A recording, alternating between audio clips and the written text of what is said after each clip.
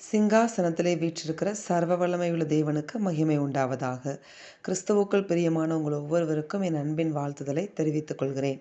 இந்த நாளுக்கான கர்த்தருடைய வார்த்தை 2 கொரிந்தியர் 5ஆம் அதிகாரம் 17வது வசனம். இப்படி இருக்க ஒருவன் கிறிஸ்துவுக்குள் இருந்தால் புது சிருஷ்டியாய் இருக்கிறான். பழையவைகள் ஒளிந்து போயின, எல்லாம் புதிதாயின. ஆமென். பழையவைகள் ஒளிந்து போயின, எல்லாம் புதிதாயின. இப்படிதான் கர்த்தர் நம்ம என்ன செய்ய விரும்புகிறார்? மாற்ற விரும்புகிறார். இது நம்ம சூழ்நிலைகளை குறித்து சொல்லப்பட்ட வசனம் கிடையாது. இது நமக்குள்ள தேவன் ஏற்படுத்த விரும்புகிற மாற்றத்தை குறித்து சொல்லப்பட்டிருக்கிற ஒரு வார்த்தை. ஆமென்.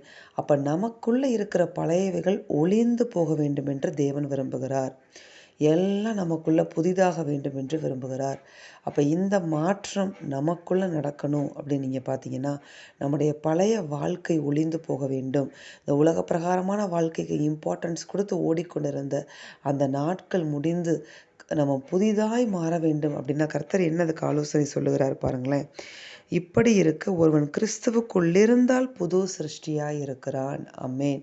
இப்படிப்பட்ட புது சிருஷ்டியாய் நாம் மாற வேண்டுமானால், நாம் கிறிஸ்துவுக்குள் இருந்தோமானால் இப்படி புது சிருஷ்டியாய் மாறுவோம். நமக்குள்ள இருக்கிற பழைய காரியங்கள் எல்லாம் மறைந்து போகும், ஒளிந்து போகும், எல்லாம் புதிதாக மாறும் என்று சொல்லி ஆண்டவர் இன்றைக்கு வாக்கு பண்ணுகிறார்.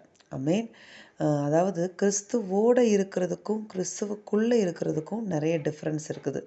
இப்போ நீங்கள் சீஷர்களை பார்த்தீங்கன்னா, ஆண்டவர் இந்த பூமியில் வாழ்ந்த நாட்களில் அவங்க கிறிஸ்துவோடு கூட இருந்தாங்க. ஆமென். கிறிஸ்துவோடு கூட எங்கே போனாலும் கூட போவாங்க. அவர் அற்புதங்களை செய்யும்போது கூட இருப்பாங்க. அவர் எங்கே போனாலும் இவங்களும் என்ன செய்வாங்க? கிறிஸ்துவோடு கூட இருப்பாங்க. ஆனால் அவருக்குன்னு ஒரு சிலுவை பாடு என்ற ஒன்று வந்த பொழுது, அந்த நேரம் என்ற ஒன்று வந்த பொழுது, கிறிஸ்துவோடு இவங்க கூட இருந்தவங்க தான். ஆனால் இவங்க ஒருத்தரால் கூட என்ன செய்ய முடியலன்னு பார்த்தீங்கன்னா, அந்த சிலுவை பாடுகளில் கிறிஸ்துவோட நிற்க முடியலை. வெறும் யோவான் மாத்திரம்தான் என்ன செய்தார்? கிறிஸ்துவோடு கூட சிலுவை கடியில் நிற்கிறத நம்மளால் பார்க்க முடியும். மற்ற எல்லா சீஷர்களும் சிதறி போனதை நாம் பார்க்கிறோம். ஏன் கிறிஸ்துவோடு கூட இருந்தவங்களால ஏன் அவருக்குன்னு ஒரு பாடு வந்த உடனே அவரோடு கூட நிற்க முடியாமல் போயிடுச்சு அப்படின்னு நீங்கள் பார்த்தீங்கன்னா, அவங்க கிறிஸ்துவோடு கூட இருந்தாங்க. ஆனால் கிறிஸ்துவுக்குள்ளே அவங்க என்ன செய்யப்படலை? முழுவதுமாக காணப்படவில்லை. ஆனால் ஆண்டவர் மரித்து உயிரோடு எழுந்து பெந்தெகோஸ்தே நாளில் பரிசுத்த ஆவியானவரை பொழிந்தருளினதுக்கு அப்புறம் எந்த பேதுரு யூதர்களுக்கு பயந்து இயேசுவை மறுதலித்தாரோ, அதே பேதுரு யூதர்களுக்கு முன்பதாக நின்று கொண்டு சுவிசேஷத்தை பிரசங்கித்து அந்த ஒரே பிரசங்கத்தில் 3000 பேர் ரட்சிக்கப்பட்டார்கள் என்று நாம் அந்த இடத்துல பார்க்கிறோம். எப்படி இவ்வளோ பெரிய தைரியம் வந்தது? எப்படி பழைய பேதுரு ஒளிந்து புதிய பேதுருவாக மாறிட்டாரு அப்படின்னு நீங்கள் பார்த்தீங்கன்னா, அப்பொழுது அவர் கிறிஸ்துவோடு கூட இருந்தார்.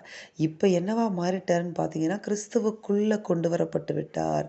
பரிசுத்த ஆவியானவர் உள்ளே வந்து விட்டார். அவர் கிறிஸ்துவுக்குள்ளே வந்துட்டார்.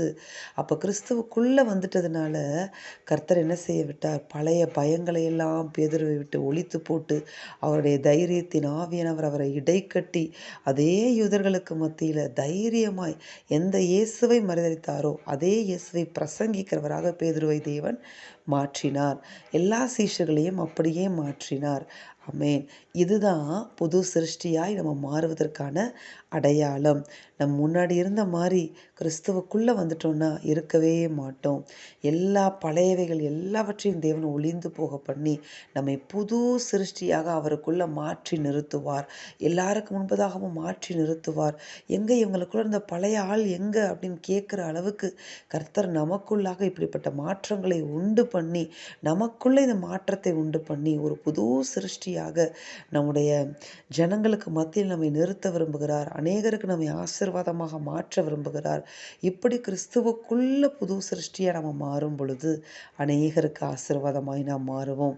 எப்படி சீஷர்கள் அப்போஸ்தலர்களாக மாறி அநேகருக்கு ஆசீர்வாதமாக மாறினார்களோ, அதே போல நாமும் அநேகருக்கு ஆசீர்வாதமாக மாறுவோம். நாம் செபிப்போமா? எங்கள் அன்பின் பரலோக பிதாவே, நீர் கொடுத்த இந்த வார்த்தைகளுக்காய் உமக்கு கோடி ஸ்தோத்திரங்கள். இந்த வார்த்தையின்படி நீர் எங்கள் ஒவ்வொருவரையும் ஆசிர்வதிப்பீராக தகப்பனே. ஆண்டவரே, நாங்கள் கிறிஸ்துவோடு மாத்திரமல்ல, கிறிஸ்துவுக்குள்ளே இருந்து புது சிருஷ்டியாய் உமக்குள்ளாக நாங்கள் மாற்றப்பட, எங்களுக்குள்ளாக இருக்கிற பழையவைகள் எல்லாம் ஒளிந்து போக, எல்லாம் புதிதாய் மாற இந்த நாளில் நாங்கள் விண்ணப்பம் செய்கிறோம்.